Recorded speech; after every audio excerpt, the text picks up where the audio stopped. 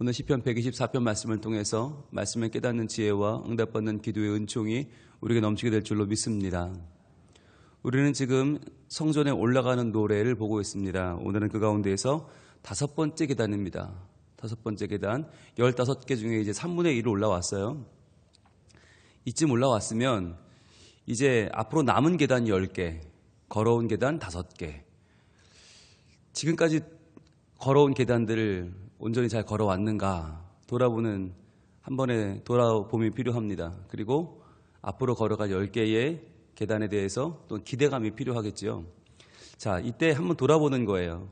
만약 하나님이 우리 편이 아니셨으면 우리 어떻게 됐을까? 이걸 한번 생각해 보는 거예요. 여러분 한번 생각해 보셨어요? 만약 하나님이 내 편이 아니셨다면, 성경은 항상 말하는 게 그때예요. 그때에 하나님이 내 편이 아니셨다면 어떻게 됐을까? 여러분 그때가 언제예요?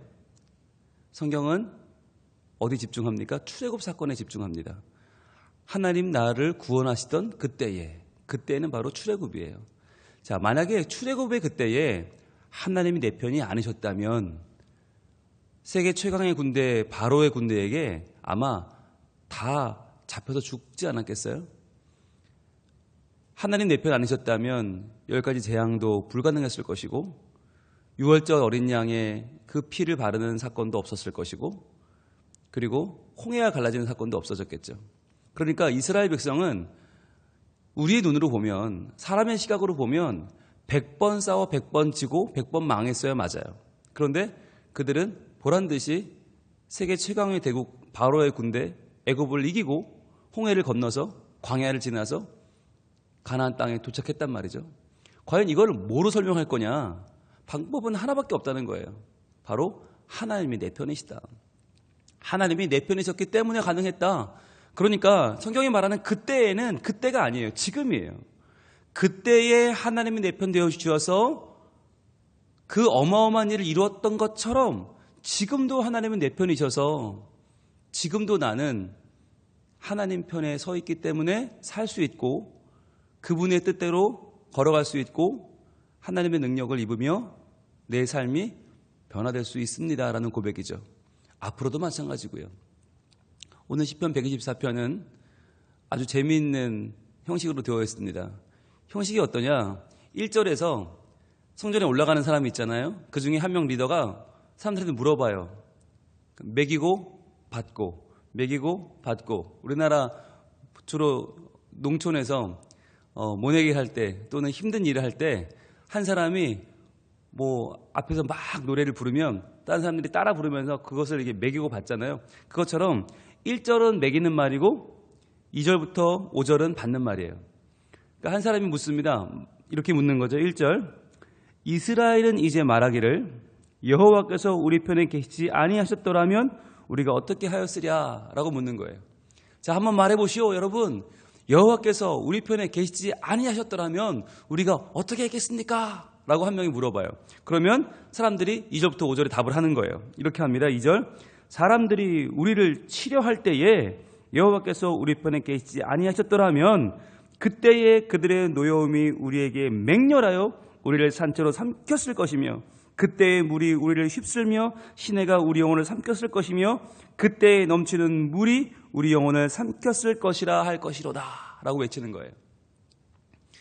그러니까 올라가면서 한 명이 묻는 거죠. 하나님이 우리 편이 아니라면 어떻게 했을까요?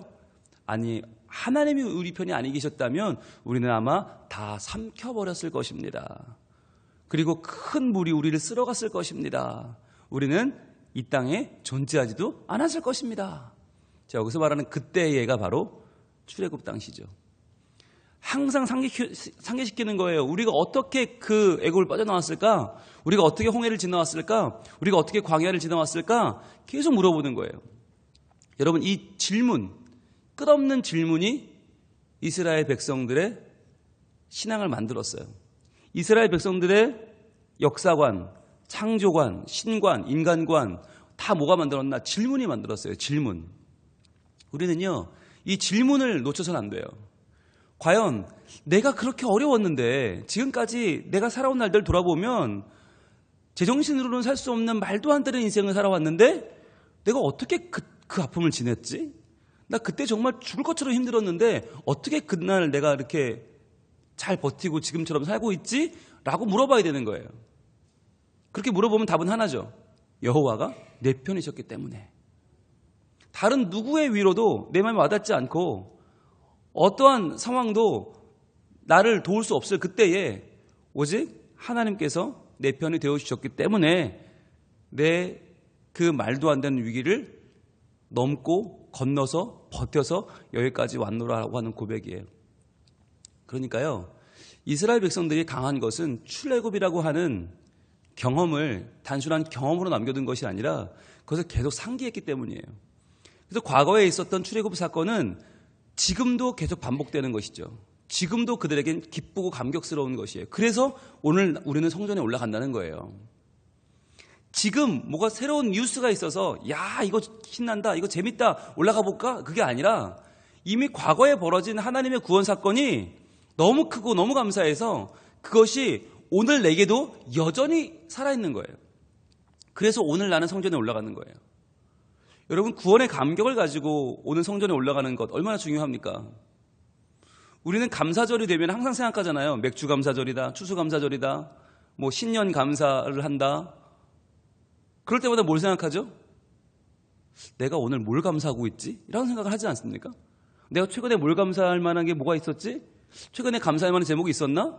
내가 뭐 정말 팡팡 터져서 생각했던 것보다 훨씬 더 많은 돈을 얻고 훨씬 더 많은 명예와 성공을 얻었던 기억이 있나? 내가 최근에 병 고침을 받은 적이 있나? 내가 최근에 정말 누가 나한테 대박을 안겨준 적이 있나? 아이고, 별로 없는데? 감사할 게 없네? 우리는 이렇게 생각해요. 그런데 우리가 성전에 올라갈 때 무엇을 감사하는가? 내가 받은 구원을 감사하는 거예요. 나는 구원받기에 합당하지 않은 존재인데, 나는 구원은커녕 내 죄를 끌어안고 그 죄 때문에 망했어야 되는 존재인데, 대적의 입에 씹혀야 되는 존재가 난데, 큰 물에 쓸려가야 맞는 게 난데, 그렇게 되지 않고 내가 지금 여기 살아서 하나님의 이름을 찬양하며 하나님 편에 서서 성전에 올라갈 수 있는 이 상황 자체가 너무나 내게는 말도 안 되는 은혜라는 거예요. 여러분, 이걸 깨달으면, 이게 감사하면 내가 지금 뭔가 일이 막 잘 돼서, 말도 안 되게 일이 잘 돼서 대박이 나서 감사하는 게 아니라 내가 하나님을 안다는 게 감사하고, 하나님 날 알아주시는 게 감사하고, 내가 하나님 편에 설 수 있는 게 감사한 거예요. 그게 우리에게는 정말 그 무엇보다도, 사실 돈 얼마 몇 푼 생기면 뭐 할 거예요? 꽁돈 몇 푼 생겨봤자 그것 때문에 우리 더 갈등하고, 그것 때문에 더 고민하고, 그것 때문에 마음이 이맘저맘 나눠지다가 결국 그것 때문에 우리는 실패할걸요? 여러분, 우리의 체질을 아셔야 돼요. 우리의 체질은 공돈이 생겨서 잘 될 수가 없어요. 우리 생에는 공짜가 없어요. 공짜로 뭐가 잘 된다? 공짜로 뭐가 주어졌다? 조심하셔야 돼요. 우리 인생은 그런데 그런 걸 바래요. 뭐 로또가 좀 맞았으면 좋겠다. 뭐 누가 좀 나에게 뭘 안겨줬으면 좋겠다. 뭐 남들이 모르던 유산이 퍽 내게 떨어지면 좋겠다. 여러분, 그건 하나도 감사거리가 아니에요. 사실은 내가 오를 수 있을 만한 자리에 올라가는 게 복이지, 내가 올라가지도 못할 자리에 덜컥 올라가는 건 복이 아니에요. 우리 진짜 복은 뭐냐? 하나님이 내 편이시다. 내가 구원받았다. 하나님 나를 사랑하셔서 아무것도 아닌 날 구원해 주셨다. 이게 나의 최고의 행복인 거예요. 그래서 성전에 올라가면서 이런 거 묻지 않아요. 최근에 생긴 복은 무엇입니까? 최근에 생긴 꽁돈은 무엇입니까? 이걸 물어보는 게 아니라 뭘 물어보는 거예요? 그 때에, 그날에 하나님이 우리 편이 아니셨더라면 우리는 어떻게 할 수 있었을까요? 이걸 물어보는 거예요. 답을 하는 거죠. 2절, 3절, 4절, 5절은 다 그 답인데요. 자, 볼게요. 2절, 사람들이 우리를 치러 일어날 때에, 자, 사람들이 우리를 치러 일어날 때, 이때 이제 바로죠. 바로의 군대가 이스라엘 백성을 치러 올라올 때, 야, 그때 여호와께서 우리 편에 계시지 아니하셨더라면, 여호와가 저 편이었으면 우리는 끝나는 거잖아요. 아니, 여호와가 아무 편도 안 들어주셨으면 우리는 끝나는 거 아니에요. 우리 편을 들어주셨기 때문에 살았다는 거죠. 3절에 그때에 표시해 보시고요. 그때가 어디예요? 그때는 항상 출애굽이에요. 그때에 그들의 노여움이 우리에게 맹렬하여 우리를 산처로 삼켰을 것이다. 여러분, 얼마나 애굽 군사들이 지금 이를 갈았을까요? 10가지 재앙으로 대부분은 신체적인 피해를 입었고요. 재산상의 피해를 입었고요. 대부분은 자녀를 잃었어요. 큰 형님이 죽었고 큰 아들이 죽었고 모든 집안의 맏이가 죽었어요. 여러분 그 상황에서 사람이 돌지 않으면 이상한 거 아닙니까? 분노가 하늘 끝까지 올랐을 거예요. 이 애굽 군대들은. 이스라엘 백성 저것들이 뭐라고? 왜 우리가 10가지 재앙을 당해야 되는가? 왜 우리가 이렇게 힘들게 살아야 되는가? 왜 우리의 첫째 아들이 죽고 우리의 첫째 형이 왜 죽어야 되는가? 아마 그 분노가 하늘을 치솟았을 거예요. 만났으면 잡혔으면 정말 산채로 씹어 먹어도 이스라엘 백성들을 그렇게 처치해도 애굽은 그 마음이 풀리지 않았을 거예요. 근데 그때에 하나님이 어떻게 하셨는가? 4절 그때에 물이 우리를 휩쓸며 시내가 우리 영혼을 삼켰을 것이며 5절 그때에 넘치는 물에 우리 영혼을 삼켰을 것이라 하였도다. 자, 3절 4절 5절에 그때 반복되죠. 바로 그때 구원의 날에 여러분 그때가 원래 우리 죽을 자리 아니었습니까? 그때가 우리가 망할 자리 아니었어요? 그런데 그때에 하나님이 우리 편에 계셨기 때문에 그때에는 구원의 날이 되었고 그때에는 잊지 못할 날이 되었죠. 그때에. 자, 그런데 보세요. 뭐가 우리를 삼켜요? 4절에는 물이라고 했고요. 그 다음에 시내라고 했고요. 5절에 넘치는 물이라고 했어요. 점점 커지죠. 처음에 그냥 물인 줄 알았어요. 근데 이거 시내네? 아니네. 넘치는 물이네. 너무너무 큰 물이 다가온다는 거죠. 이게 점층법이죠. 우리 인생에 다가오는 문제를 점점 그 실체를 보여주는 거죠.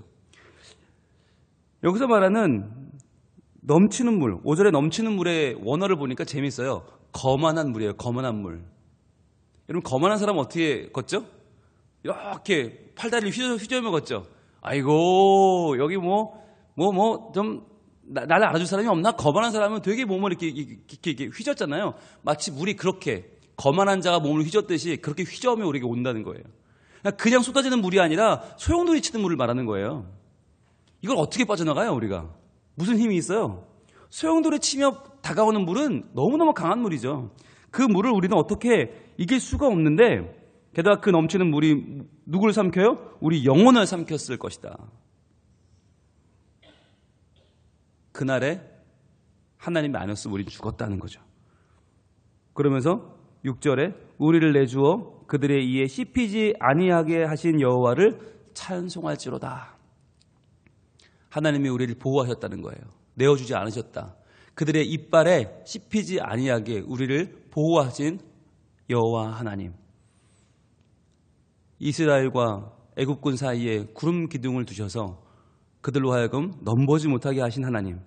그래서 홍해가 동풍이 불어서 밤새도록 갈라질 때까지 그들을 지키신 하나님을 말하는 거죠. 그리고 7절입니다. 7절과 8절은 우리에게 소망의 노래입니다. 7절 같이 읽습니다. 시작. 우리의 영혼이 사냥꾼의 올무에서 벗어난 새같이 되었나니 올무가 끊어짐으로 우리가 벗어났도다. 아멘. 지금까지 출애굽에 대한 얘기를 했습니다. 과거죠. 그런데 이제는 우리의 미래에 대해서 이야기합니다. 여러분 미래, 새가 날개치는 거 얼마나 멋있습니까? 새가 날개치며 공중을 날아다니는 거 우리 얼마나 아름다운 미래입니까? 그런데 그 미래를 가두어 버리는 사건이 있어요. 바로 올무죠. 사냥꾼의 올무. 사냥꾼의 올무라는 건 이 당시에 나뭇가지가 있잖아요. 나뭇가지 새가 앉잖아요. 앉는 순간에 그물이 쫙 그 주변을 감싸버리는 거예요. 그러면 새가 날갯짓을 하면 할수록 어떻게 돼요? 점점 그 그물의 날개가 꼬여버립니다. 그럼 절대로 빠져나가지 못하는 거죠. 그러니까 새의 권세는 날개인데 이 날갯짓을 하면 할수록 갇혀버리는 모순. 이게 바로 새와 올무의 관계예요. 근데 우리 인생이 어떠냐? 우리 인생은 뭐냐? 우리 인생의 자랑거리를 자랑하면 할수록 그것을 의지하면 할수록 더 갇히는 거예요. 더 그것 때문에 죽게 되는 거예요. 이게 인생의 모순이라는 거예요. 돈 있는 사람은 돈 때문에 교만하다가 돈 때문에 망할 수가 있고요. 외모가 출중한 사람은 그 외모 믿고 살다가 얼굴 값을 하다가 그것 때문에 망할 수 있고요. 친구 많은 사람은 그 친구 믿고 살다가 보증을 잘못했던지 아니면 잘못된 데 사건에 얽혀서 그것 때문에 망할 수 있고요. 우리는 자랑거리가 많지만 사실은 그 자랑거리라는 게 결국 의지할 만한 것이냐라고 하는 거예요. 결국 올무가 우리를 사로잡으면 모든 우리 삶의 자랑은 거기서 끝나버려요. 그런데 중요한 거죠. 7절에 보시면 올무가 끊어짐으로 그랬어요. 올무가 끊어짐으로. 이 끊어진다라고 하는 표현이 수동태예요. 혼자 끊어지는 게 아니라 누군가 끊어버렸다는 거예요. 누군가 그 올무를 찢어버렸어요. 확 뜯어버린 거예요. 여기 올무가 왜 있어? 그리고 확 찢어버렸어요. 여러분, 이건 새에게서는 할 수 없는 능력이에요. 새는 절대로 이 올무를 끊을 수 없어요. 내부에서 끊어지는 올무는 없어요. 그럼 누가 끊은 겁니까? 하나님이 끊었다는 거예요. 하나님이 그 올무를 뜯어버렸다는 거예요. 찢어버렸다. 그래서 우리를 자유케 하셨다. 어렸을 때 불렀던 찬양이 있죠. 오, 우리 영혼이 벗어났도다 사냥꾼의 올무에서 새같이. 오, 우리 영혼이 벗어났도다 사냥꾼의 올무에서 새같이. 오, 올무가 끊어졌네 해방되었네 나의 도움은 오직 주님. 찬양 부르셨잖아요. 올무가 끊어졌네 해방되었네 내 인생의 도움은 오직 주님. 여러분, 그 찬양의 가사가 바로 여기서 나왔어요. 그리고 이 124편의 이 찬양의 묵상을 하다가 한 사람이 마음에 큰 감동을 받습니다. 그래서 찬송을 짓습니다. 나를 큰 물에서 구원하실 분, 나를 올무에 갇힌 나를 끊어버리실 분, 그 하나님을 찬양하면서 마지막 8절에 가서 큰 감동을 받고 찬양을 지은 분이 있어요. 8절 한번 읽어볼까요? 같이 있습니다. 우리의 도움은 천지를 지으신 여호와의 이름에 있도다. 아멘. 우리의 도움이요, 천지를 지으신 여호와의 이름에 있다. 이건 얼마나 위대한 신앙 고백인지 천지를 지으신 창조와 우리를 도우시는 하나님을 연결시키고 있어요. 창조라는 건 태초에 벌어진 일 아닙니까? 그 옛날 벌어진 일, 나와는 관계없어 보이는 그 일을 가지고 와서 그 창조의 하나님이 지금 나의 도움의 하나님. 그러니까 얼마나 크신 분이에요. 내가 얼마나 든든해요. 나를 지금 도우시는 분, 그 옛날 그때에 도와셨던 그분이 지금 나에게 올무를 끊으시는 그 하나님이라는 거예요. 천지를 지으신 그 창조의 하나님, 그 하나님은 나를 도우시는 분. 이 가사를 가지고 이 내용을 묵상하면서 지은 찬송이 바로 마틴 루터가 쓴 찬송, 오늘 우리가 부른 찬송가 585장 내 주는 강한 성이요예요. 누가 나에게 압제할 수 있으랴? 누가 나를 누를 수 있으랴? 내가 하나님을 의지할 때 그 하나님 나의 도움이시라. 마틴 루터는 살아가는 내내 살해 위협에 시달렸어요. 종교 개혁을 한다는 건 목숨을 내놓고 하는 거예요. 그런데 그렇게 목숨을 내놓고 주의 진리를 위해 달릴 때 그를 붙잡았던 말씀이 시편 124편입니다. 하나님이 내 편이 아니셨더라면 나는 이미 망했을 텐데 하나님 나를 도와주시니 나는 살 수 있습니다. 천지를 지으신 여호와의 이름이 나의 도움이 되시니 주님은 지금도 올무를 끊으십니다. 지금도 내가 잡혀도 살게 하시고 죽을 지경에 처했을 때 나를 다시 살게 하셔서 하나님의 역사를 이루어 가시는 주님을 찬양합니다. 그것이 마틴 루터의 고백이었고요. 종교개혁 500주년을 맞이하는 우리에게 하나님이 다시 한번 재확인시켜 주시는 하나님의 도움이신 줄 믿습니다. 여러분, 이 말씀은요, 다윗이 이 말씀을 쓰던 시대에도 진실이었고요. 마틴 루터가 종교개혁을 하던 500년 전에도 살아있는 말씀이었고요. 이 말씀은 지금도 우리에게 생생하게 들려주시는 하나님의 음성인 줄 믿습니다. 오늘도 우리는 살아가면서 참 많은 이 넘치는 물들, 거만한 물들에게 시달릴 거고요. 오늘도 우리는 나를 올가매는 이 올가미 때문에, 이 올무 때문에 힘들 거고요. 그러나 그럼에도 불구하고 나의 도움은 천지를 지으신 여호와의 이름에 있도다. 이 한마디를 의지해서 그때에 도우신 하나님이 지금도 도우실 것이요. 내 날개를 옥죄는 이 올무를 찢어버리시는, 뜯어버리시는, 끊어버리시는 분이 하나님이십니다. 이 고백을 들고 나갈 때 오늘 어떠한 올무도 우리를 가두지 못하는, 우리가 자유하게 되어 하늘을 날며 노래하며 찬양하며 주님을 기쁘시게 하는 복된 하루가 될 줄로 믿습니다. 기도하겠습니다. 하나님, 시편 124편 말씀을 통해서 저희들 성전에 오르는 5번째 계단을 올라갑니다. 주님, 우리의 신앙 고백은 무엇입니까? 바로 하나님이 내 편이 아니셨다면 나에게는 기대할 것이 없습니다. 나는 힘이 없습니다. 나는 능력 없습니다. 나는 아무런 재주도 없습니다. 그러나 하나님이 나를 구원하셔서 나를 도우시고 원수의 손에서, 그들의 이빨에서 나를 건지셨습니다. 소용돌이치는 그 거만한 물들 가운데 나를 구원하신 분은 하나님이십니다. 내가 올무에 갇혀 날개짓을 하면 할수록 더 그 올무에 갇혀버릴 때 그 올무를 찢어버리시고 뜯어버리실 분은 하나님이십니다. 오직 하나님만 이 시간 찬양하기를 원합니다. 하나님만 나의 구원이라 고백하기를 원합니다. 이 시간 하나님만 의지하고 나아가는 모든 성민의 가족들에게 하나님 오늘도 함께 하셔서 주님 인도하시고 도우시고 역사하시고 하나님의 이름으로 만족하는 그 이름에 충만하게 거하는 우리 모두가 되게 하여 주시옵소서. 그래야 마틴 루터가 이 말씀을 의지하여 끝까지 종교개혁을 이뤄냈듯이 우리도 우리 스스로를 개혁하는 신앙의 개혁이 일어나고 삶의 개혁이 일어나고 사랑의 개혁이 일어나기를 소망하오니 오늘 하루도 주님 우리와 함께 하시고 우리를 도우시며 우리의 구원자가 되어 주시옵소서. 예수님 이름으로 기도합니다. 아멘.